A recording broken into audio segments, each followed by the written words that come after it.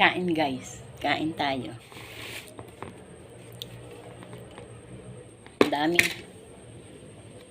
Bigay dun sa galing po sa birthday yan. Yan. Uy, meron pa akong sinukmani. Guys.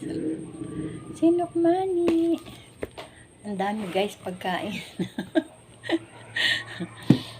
Ang lola nyo napapasarap ng kain. Bawal ang maraming kain eh. Ito ba guys, oh.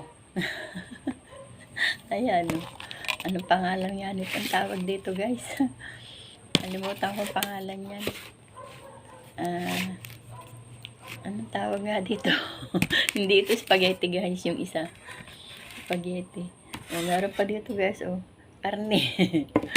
Ang dami, Ang daming lamon. Ayan, si Lola. Hindi alam ko alin ang kakainin.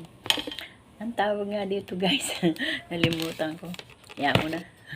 Basta kain tayo. Kain guys. Type ko kasi pansit. Masarap yung pansit. Pansit bihon.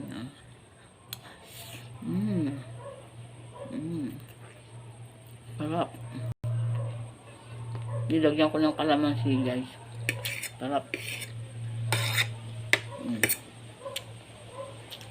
Tapos meron akong tawag ito. Biko.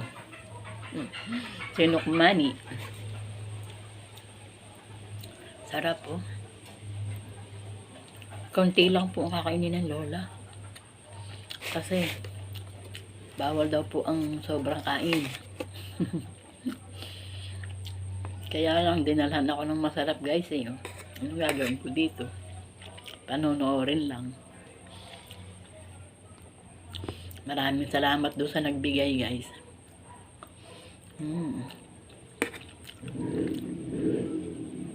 Galing sa birthday yan. Birthday din nung anak ni Lola Indang guys. Kaya lang wala daw dyan. Andun sa Jewa. Kaya walang handa dyan. Kung may handa sana, pupunta ako kay na Lola Inda. Wala palang handa. Ito na lang, na lang may libreng merienda. Sarap. Ito masarap guys sinigang na pork. Sinigang na pork. Sarap. Alimutan ko guys kung anong tawag dito palabok. Ayun. Naalaala din. Palabok. Hindi ako mahilig dyan guys sa palabok. Mamaya na lang kainin ng anak ko tsaka yung aking mga apo. Ang aking pansit lang. Pansit at saka itong sinukmani. Yan. Mabubusog na naman ang lola nito. Paano bang pagbabawalan ng kain guys? Pag nakikita mo yung pagkain, di ba?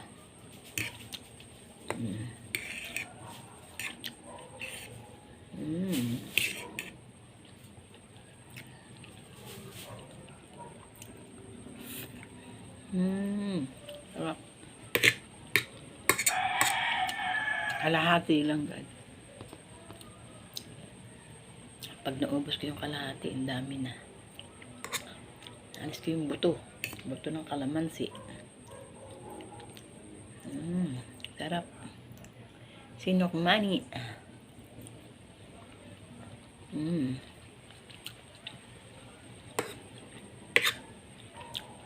Napapasarap na naman ang lola guys.